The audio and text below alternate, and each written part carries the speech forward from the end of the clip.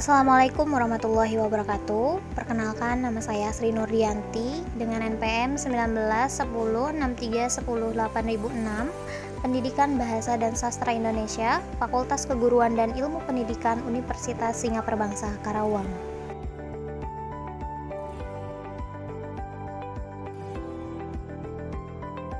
Pada kesempatan kali ini, saya akan membahas mengenai pembelajaran memahami teks anekdot dan cara menulis teks anekdot. Pada pembelajaran ini, tentu saja telah disesuaikan dengan capaian pembelajaran, di mana capaian pembelajaran tersebut terdapat pada elemen menulis, yaitu peserta didik mampu menulis gagasan, pikiran, pandangan, arahan, atau pesan tertulis untuk berbagai tujuan secara logis, kritis, dan kreatif dalam bentuk teks informasional atau fiksi.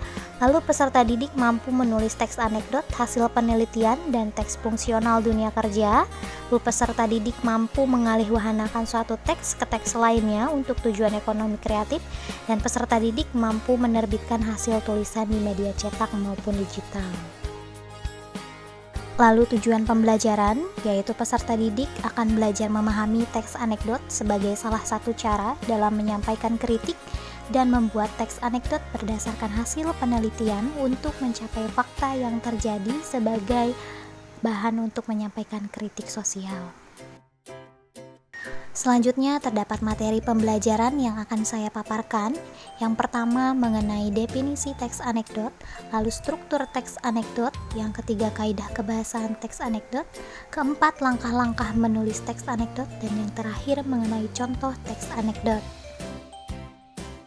Selanjutnya kita memasuki pada pembelajaran mengenai definisi teks anekdot, di mana teks anekdot merupakan cerita pendek yang mengandung unsur humor dan kritikan atas fenomena sosial yang terjadi dalam masyarakat.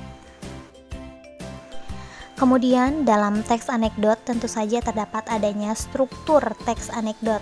Yang pertama terdapat struktur orientasi, adalah bagian anekdot yang berisi pengenalan kondisi atau karakter tokoh. Yang kedua terdapat komplikasi, yaitu berisi masalah yang dihadapi tokoh.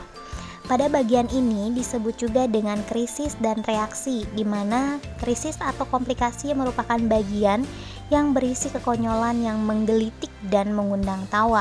Lalu tanggapan atau respon atas krisis yang dinyatakan sebelumnya disebut sebagai reaksi. Lalu struktur yang ketiga yaitu terdapat evaluasi, di mana evaluasi ini berisi komentar terhadap isi atau pesan dari fenomena yang telah diceritakan. Pada bagian ini juga disebut sebagai koda. Selain terdapat struktur, dalam teks anekdot juga terdapat adanya kaidah kebahasaan, di mana kaidah kebahasaan tersebut pertama terdapat adanya pertanyaan retoris.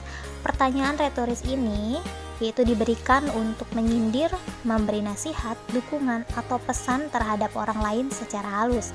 Lalu yang kedua terdapat majas sindiran, yang merupakan kelompok majas yang mengungkapkan maksud atau gagasan dengan cara menyindir. Tujuannya adalah meningkatkan kesan dan makna kata terhadap pembaca. Majas ini terbagi menjadi 3 macam, yaitu ironi, sinisme, dan sarkasme. Selanjutnya terdapat kata kerja material. Dalam kata kerja ini, kata yang menunjukkan suatu aktivitas. Hal ini terkait dengan tindakan para tokoh dan alur yang membentuk rangkaian peristiwa ataupun sebuah kegiatan. Pemaparan selanjutnya yaitu mengenai langkah-langkah dalam membuat teks anekdot.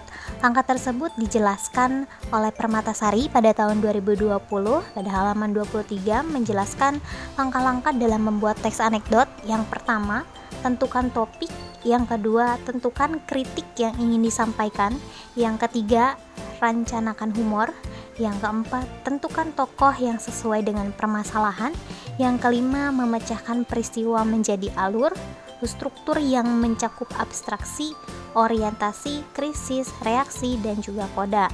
Yang keenam, mengembangkan kerangka anekdot menjadi sebuah cerita yang utuh dengan memerhatikan unsur kebahasaan. Dan yang terakhir yaitu lakukan pengeditan. Selanjutnya yaitu terdapat salah satu tayangan yang di dalamnya terdapat teks anekdot. Berikut tayangannya. Oke.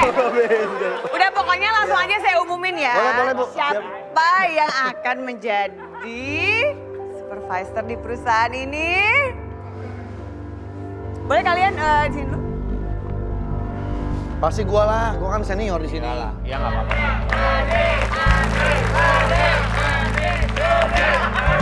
Perusahaan ini memilih.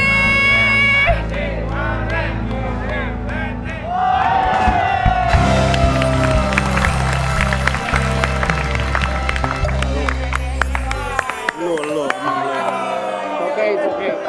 Oke. It's okay, semua udah tahu bahwa lu yang akan menang. It's okay. Digesek-gesek dia. Oh, saya mau protes. Tunggu dulu, saya mau selamat dulu ya.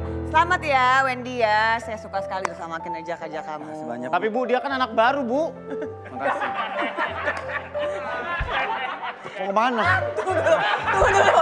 Dia saya angkat bukan jadi supervisor, jadi asisten saya. Jadi asisten. makeup. Jadi asisten makeup hairdo. Semua Ini gua. tuh, rambutnya tuh Embur. kayak salon. Watas tuh yang jantan gitu kenapa sih? Kasih tahu sulah. Tuh gitu sih. Mana yang benar? Balik. Itu bah. Udah pegang ini.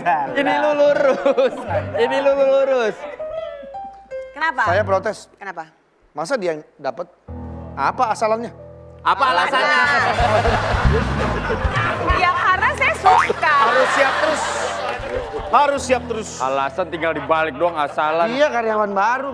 Kita kan karyawan lama. Kita lebih banyak mengabdi kepada perusahaan ini. Iya, jam terbang Bu, pertimbangkanlah. Tapi kan yang saya lihat kerjanya, mau sebentar mau lama yang ada di sini kan yang saya lihat kerjanya. Bukan Saya masalah lihat- kerja Bu, right man in the right place. Oh, artinya? Orang-orang itu suka place. Maksudnya orang yang berpengalaman dong yang ditaruh. Ya, serut lu mau apa? Terus. Terus. Jadi boleh. Maksud gua nggak boleh. Lu boleh tadi, gua nggak boleh. Tuh dia gitu Bu. Apa-apa pengennya balas dendam. Apa coba kayak begitu? Kalau sampai begini saya emosi Bu. Saya tarik di dasternya dia nih. Berdasarkan contoh video tersebut, terdapat alih kode, di mana alih kode merupakan proses peralihan bahasa yang digunakan oleh penutur ketika berkomunikasi dengan mengubah dari satu bahasa ke bahasa lain, tapi juga dapat mengubah keragaman bahasa menjadi bahasa lain. Selain itu, dalam tayangan tersebut terdapat alih kode yang di dalamnya juga terdapat unsur humor, juga adanya kritikan atau sindiran. Melalui tayangan video yang sudah ditayangkan tersebut, siswa diharapkan dapat membuat contoh teks anekdot berdasarkan langkah-langkah dalam penulisan teks anekdot yang sudah dijelaskan sebelumnya. Baik, sekian penjelasan materi yang dapat saya sampaikan mengenai pembelajaran memahami teks anekdot dan cara menulis teks anekdot. Jika masih ada yang kurang paham, silahkan ditanyakan dan pahami kembali materi tersebut.